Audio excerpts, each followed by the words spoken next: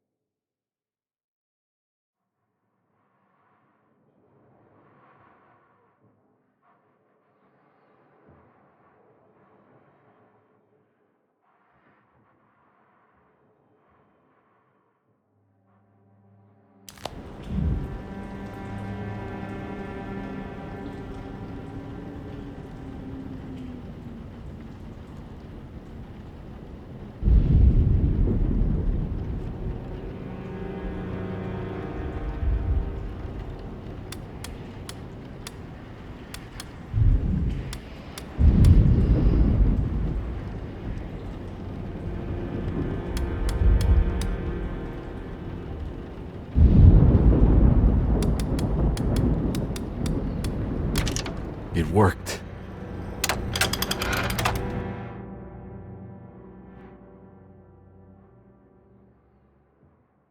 The last guest in the empty room suffered from severe maladaptation. I must write this down, because if I understand the condition sufficiently, it could make me deny this fact at a later date. And there is reason for me to think I may come to suffer the consequences from this dysfunction, as some who came in contact with the guest seemed to adopt a new worldview in which everything was predetermined but broken. Upon accepting this worldview, some memories became unmanageable and later rejected. I do not know what this means. I cannot even remember the fate of the guest. I think they were simply misplaced one day and forgotten. Just like all documents pertaining to this guest, they have all been destroyed, or they never existed in the first place.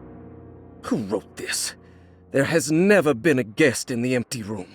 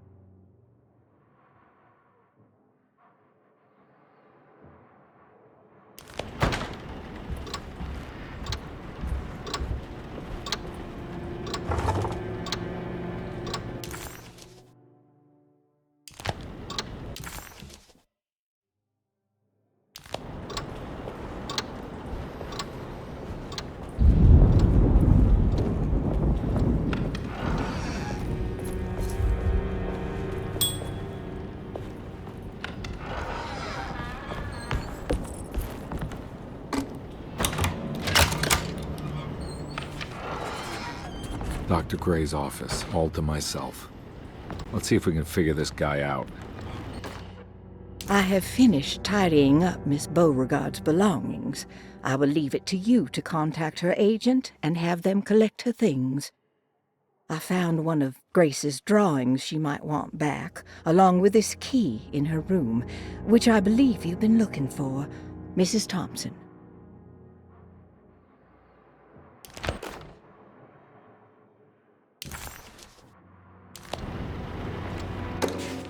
This is where McCarthy has hidden my favorite young.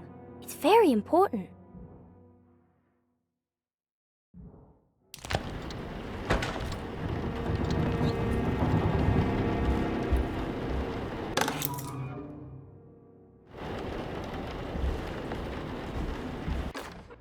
Dearest Dr. Manzetti, I find myself in a losing battle with my patient. As I've disclosed in my previous letter, his delusions have him completely captured. It's bad enough that he is torturing himself with paranoia, but his madness turns out to be quite persuasive to others, effectively laying the ground for mass delusion. I am writing to you in hope that you can give me some guidance. Beyond my ambition to avoid devastating surgery on my patient, I have grown worried about my own defenses. The words of my patient are deranged, yet they often resonate with something primitive within me. I have tried photographing his brain with X-rays. It was surprisingly difficult to get good results. Dark blotches on the plates kept obscuring all details. My patient looked at the bad plates and cried out in terror, telling me the dark areas was the shadow of the worm, eating him from inside. I could not see anything out of the ordinary. I hope this is a sign that my mind is not as receptive to the madness as I had feared. After further inquiry, my patient described the shadows inside his mind as some kind of chthonic monstrosity that wants to undermine his sanctuary. This is clearly a reference to a place he calls Teroea, a sort of library or convent that works as a psychological haven. With this imaginary haven threatened by this Chthonian, he has now constructed another, less pleasant hiding spot. Lately, he has been bringing up a metaphor of a steamboat that has run aground, that he feels like he needs to start the engines and reverse, but he is afraid that the hole in the hull would cause the whole ship to sink. I've been watching him turn this metaphor into reality for the last week. He knows it's made up, but he is doubling down, trying to make it a real memory. I feel certain that this is my chance to break through the barriers of his self-deceit.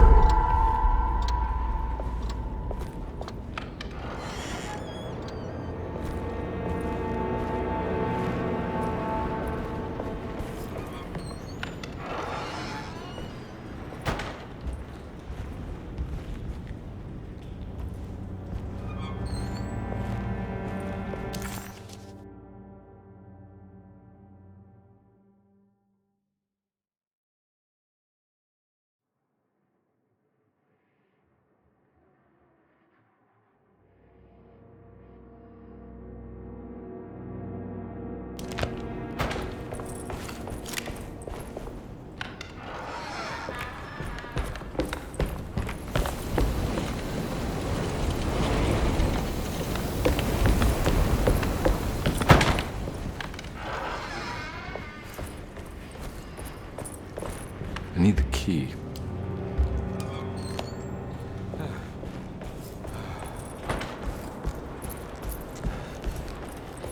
I can't can't leave. I got a job to do.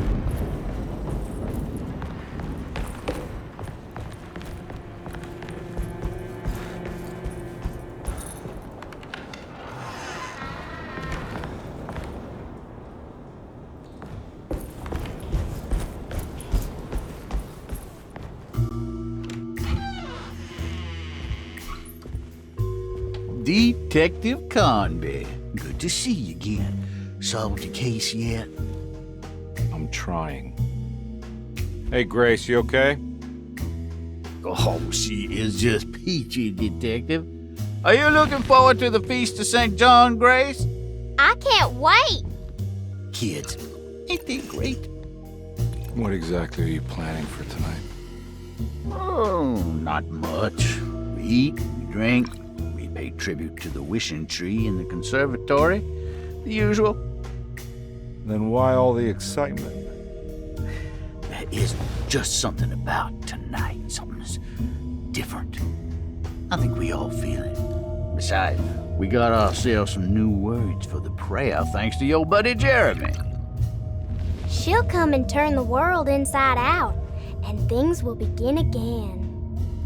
That sounds strangely threatening. You should come.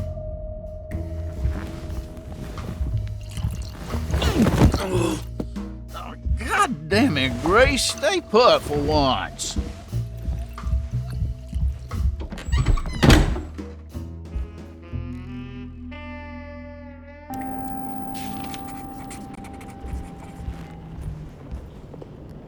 There's something missing.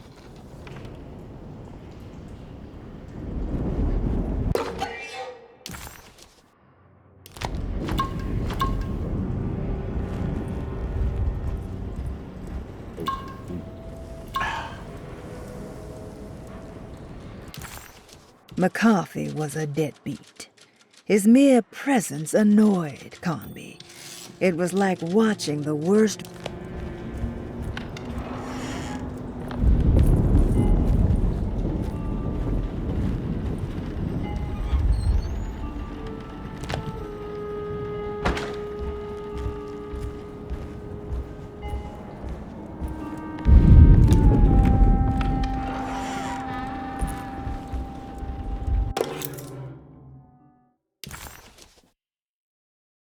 Better hold on to these. Wouldn't want them to get lost.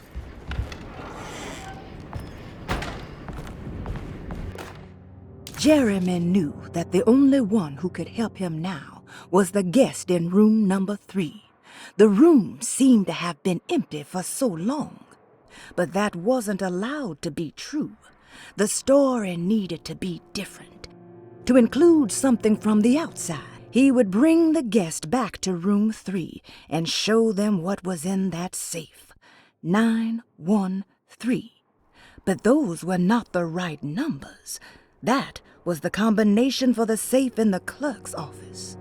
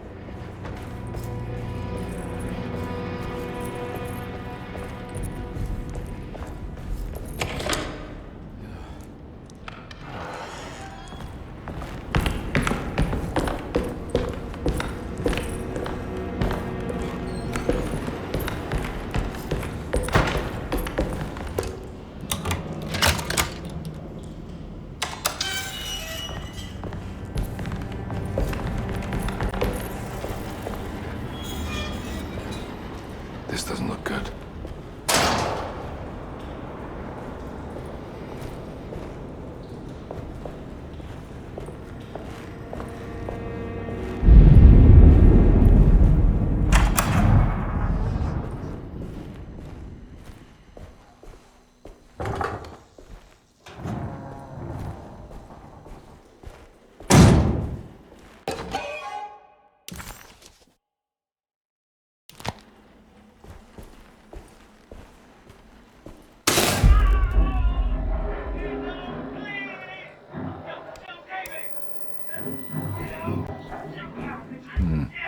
I need a key.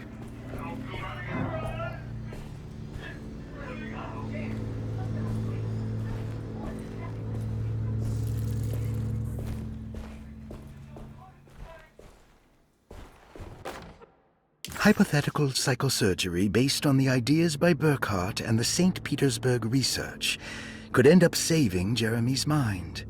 Severing the connections around the frontal lobe would certainly solve most mental afflictions. The procedure would be brutal in performance, as well as in efficiency. An ice pick pushed through the edge of the eye and into the skull would untether the nerves like Alexander cutting the Gordian knot. As this would likely leave Jeremy in a very different condition, all other paths should first be explored. The medical instrument I would need for this lobotomy is missing, and I should have Waits order a new one.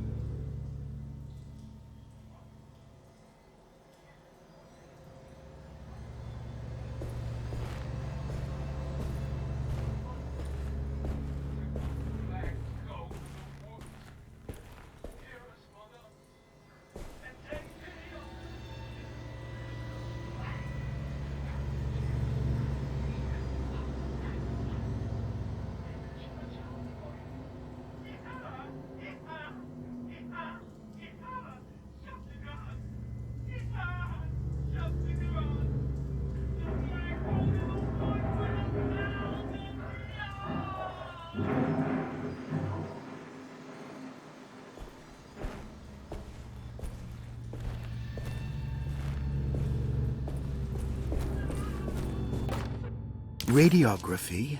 Patient Jeremy Hotwood. Date June 14, 1930. Plates. Jeremy's skull proved difficult to capture properly. Partial radiographs worked best. A complete picture of the brain can be assembled by piecing 3 plates together. Observations. Even when looking at an assembled version, a shadow covers significant parts of Jeremy's brain. Possible tumor, but more likely that the equipment is failing. Jeremy reacted strongly to the pictures and claimed to see a giant clay worm eating and displacing his memories. Notes. While this exercise has left me nowhere closer to an answer, I feel confident that a Burkhardt lobotomy should sever all necessary parts.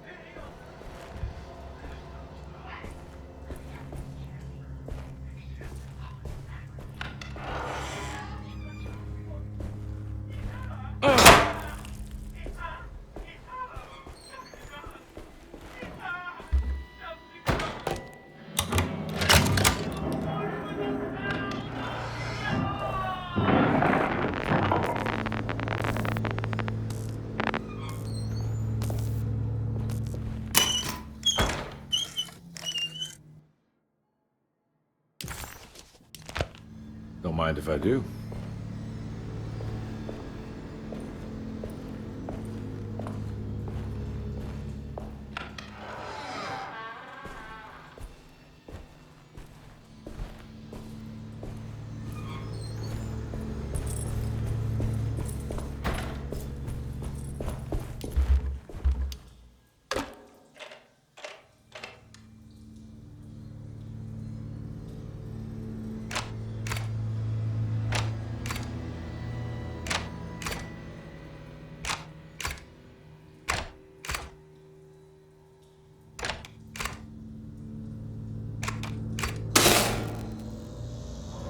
That's better.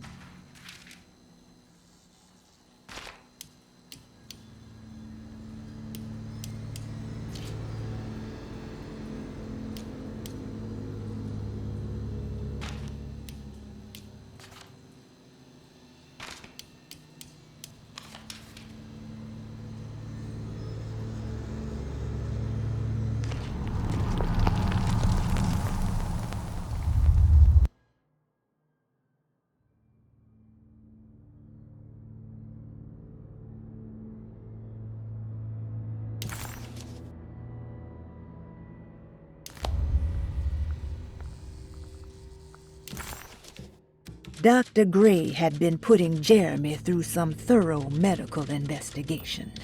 He was trying to break through.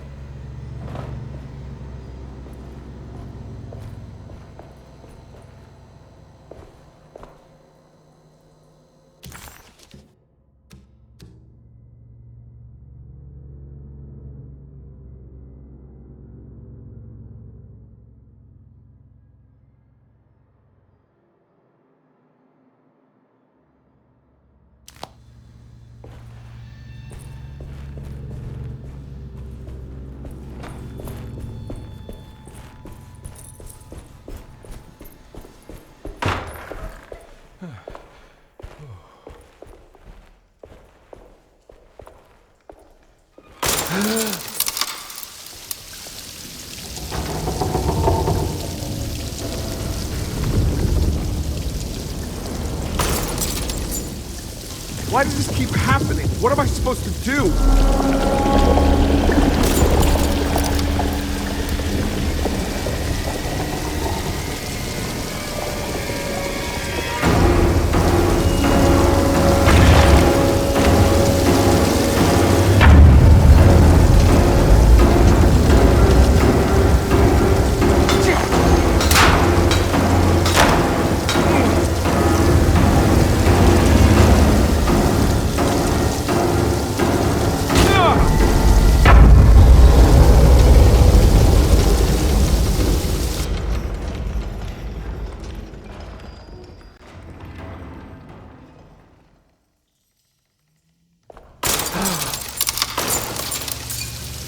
Why does this keep happening? What am I supposed to do?